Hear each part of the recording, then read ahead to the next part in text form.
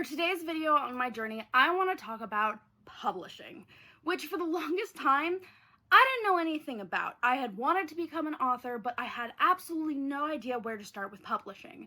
So when I published my first book, Searching for Home, I made a lot of mistakes, and I kind of want to talk about the journey I went through with publishing Searching for Home and what my publishing looks like now, and some mistakes and stuff I made along the way so that future authors on here and readers can understand a little bit of what happens when you're publishing. And I'm going to be speaking mostly on the indie publishing side. I do not know too much about tradpub or traditional publishing because I opted last year to forego the idea of ever doing trad publishing. It is a little bit too hard right now, and the environment in traditional publishing is not the same as it was when I originally wanted to get into it, all the way back in like 2015. Searching for Home was my first independently published book. I had to do a lot of research to figure out how to publish a book because I heard a lot about indie publishing and indie authors, and I knew that it was possible to publish a book by yourself, but I didn't know how. My first thing I came across was Amazon Kindle, which is what a lot of independent authors find. The way it was given to me when I did my research was that if I published through Amazon, it would be the best place for me to get my book out there. It would be on the Amazon platform, it would be available on Kindle, and everybody would see my book. That is not the case. What my biggest mistake was Searching for Home and going through Amazon. I still use Amazon. As much as I hate the company and the corporation, it's one of the few places for indie publishers to get their books out there and get noticed. But what I did wrong when I published Searching for Home is I pretty much gave Amazon this book, basically. I solely published through Amazon, and I gave Amazon the publishing rights to this version of Searching for Home. The ISBN number, Amazon's. The barcode, Amazon's.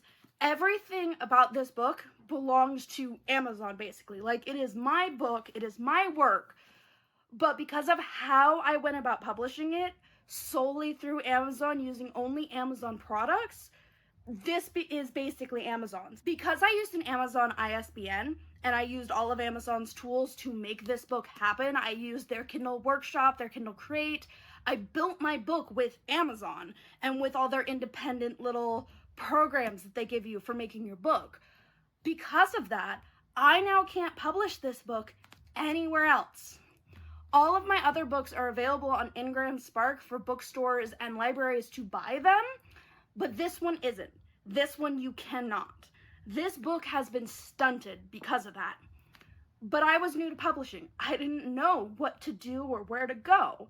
I was super confused on how I was supposed to publish my book, how I was supposed to get all this, because the way it was put to me at the time I was publishing was that you could indie publish through Amazon and do nothing, pay $0, and your book would sell. But Amazon, you still have to pay for advertising. So if Amazon owns the rights to your book and you're not advertising it, nobody on Amazon will see it, and nobody outside of Amazon will see it. So this book flopped hard. This book isn't going to go anywhere ever again. I would have to rewrite enough of this book to consider it a second version of Searching for Home, or a second edition rather, and then I would be able to buy my own ISBN for that second edition and republish it, and publish it with me owning the rights to everything about this book. It would have to be a second edition for me to get traction with this book again. And so this book is a milestone marker for me of everything I did wrong. And the main key points are letting Amazon hold everything. Doing everything through Amazon is not the way to indie publish. With my second books, I did learn a bit more. And what I learned is that there is a price to publishing books. You can't be an indie author and not pay for your books. So we'll use Blood of the Coven as an example, because this is the one that I did correctly. With Blood of the Coven, I bought the ISBN through the My Broker website. My broker? I'll throw it up here. My dyslexia can never pronounce it correctly. But I bought my ISBN through them, and that is pricey. I actually have like a full price breakdown of what I need to publish all of my books. And the biggest expense is your ISBN, but it is the most important. Getting this little ISBN number here and owning it, physically paying for it and owning it yourself, allows you to publish your book anywhere. I could put this on Apple Books if I want. That is the one area I have not learned yet, and I'm going to be delving into with my 4th book. But for this book, I could put it on Apple Books. I have it on Kindle. I have it on Amazon. It is on 𝘓𝘓𝑠park. Through 𝘓𝘓𝑠park, it is available to buy through Barnes & Noble. So with owning my own ISBN, I can go to so many different places and publish this book. I do not have to give those publishers the sole right to publish my book because I own the ISBN for publishing it. I can put it up anywhere, which allows me to put it out and get it to more people and share it on multiple different platforms. Frustratingly, that does not count for the ebook. You do need a separate ISBN for your ebook, and I have never had the money to buy that. So all my ebooks are through Amazon Kindle. I want to, with my 4th book, find a way to buy an ebook, buy an ISBN specifically for my ebook as well, so I can get it on multiple platforms as well. But that comes with more cost. I think the base ISBN of just buying one is $125. And I currently have a $0 revenue. So I do not have the money to publish this. I have to rely on my best friend who helps pay for my rent and groceries, and he is basically my caretaker right now. He pays for everything and he helps me publish my books because it is costly. Another big cost is marketing. And this is where things get tricky because you have people on Instagram and on Twitter and on TikTok who will offer if you pay them to review your books. But then you have to be careful because that's where I made my next mistake in marketing. Sometimes these people who are offering to review your books are only followed by other people who review books. You have to make sure that the person that you are paying to review and market your book is actually followed by readers and not other reviewers. And that is a majority of the case. Is there other reviewers following each other and gaining revenue from each other? They don't actually do anything to market your book or push your book out there. I made that mistake with Blood of the Coven. I paid like $20 for a couple of different people to promote my book, and it didn't do anything. It didn't boost sales. It didn't do anything. And then I learned after the fact that Instagram was also not the place to market your book.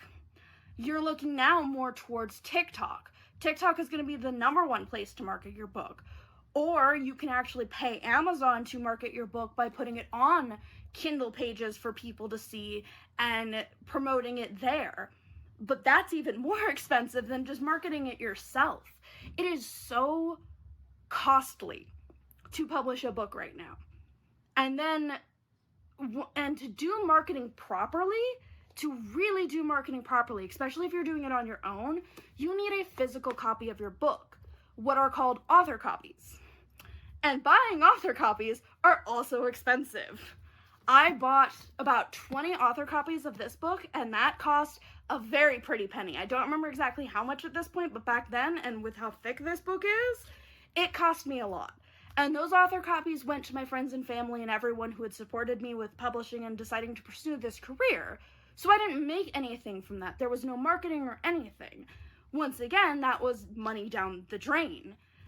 It's very easy in indie publishing to get swept up into the wrong sources, the wrong marketing tactics, the wrong publishers, and it is very easy to lose money from indie publishing, which is why I think it's slightly falling out of favor, and some people are trying to go back to trad publishing, but trad publishing right now is very strict on what you can publish, and that's one of the plus sides of indie publishing. I don't think I'd get any of these published under traditional publishing. There's no way. There's some traditional publishers who don't want female authors even right now. Like, I have heard the discourse that female authors are getting turned down a lot for having really good books, really thought-provoking books. They're getting turned down because that's not what these publishers want. They don't want female, strong books. And so I know that right now, trad publishing isn't going to happen for me. And so right now, I am stuck in that money down the drain spiral of indie publishing. The one good side to this, even though yes, it is a lot of work and a lot of money, Eventually there is a good outcome. Eventually, once the marketing is picked up and everything, there's always a chance you could get picked up by an agent. There's always a chance you will find somebody in marketing. A lot of stuff with indie publishing is down to chance. And you have to kind of just throw yourself in and pray that you get that chance. Because if you don't put the effort in and you don't put the money in, then you won't even get to a point where you can get a chance. If I were to not spend money and just keep publishing my books on Amazon and not care about marketing them and just getting them out there, then maybe I'd make revenue, but I wouldn't feel good about my books. Spending the money to do like the editing, the book covers, the ISBNs, spending that money makes me feel better about my books. And while even though I'm an indie publisher, it makes you look more professional and makes you stand out a little bit more in the indie field. I realize there are a lot of cons that I'm saying about indie publishing, and as an indie publisher, that is sadly just the case. But I wouldn't change this for the world. Right now, I would not imagine doing traditional publishing. I prefer doing indie publishing right now because it works for my books and my brand and for what I am trying to write and give to people. And yes, it is expensive, but if you can find a way to source that money and get revenue, then it is well worth the cost. Like I said, I have a cost breakdown, so let me read you guys out what my cost breakdown looks like when I publish a book. So in my notes for my cost breakdown for publishing, I have the ISBN, which is $125 for one ISBN. You can buy them in bulk, $295 for 10, and if you're rolling in money, $575 for 100. Copyright fees are another big thing.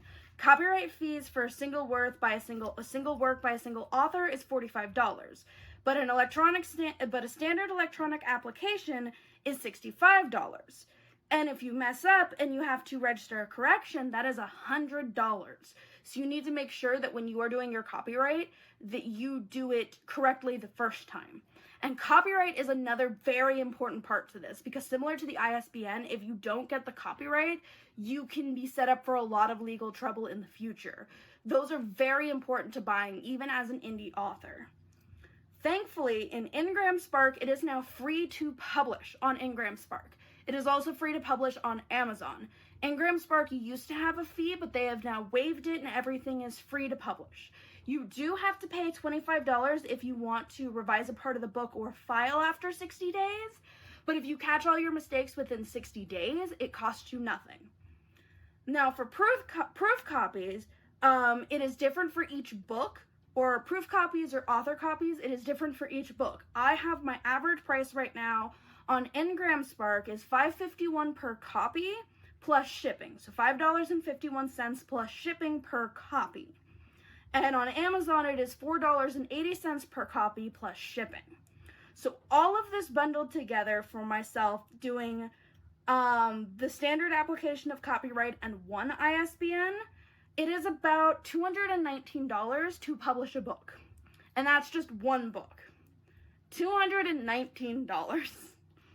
Which feels ridiculous that that's how much it costs in indie publishing. And that's just publishing. That's not even talking marketing costs. I wasn't able to for Planet 737. I was able to do a lot of self-marketing, but for this one, I didn't have any extra money left over after buying the ISBN and paying for copyright fees. So it is not easy. And this is why a lot of people say that you can't be an author solely anymore. Because even indie published authors have to pay for things. We still go through all of this and pay all of these costs just to publish our books.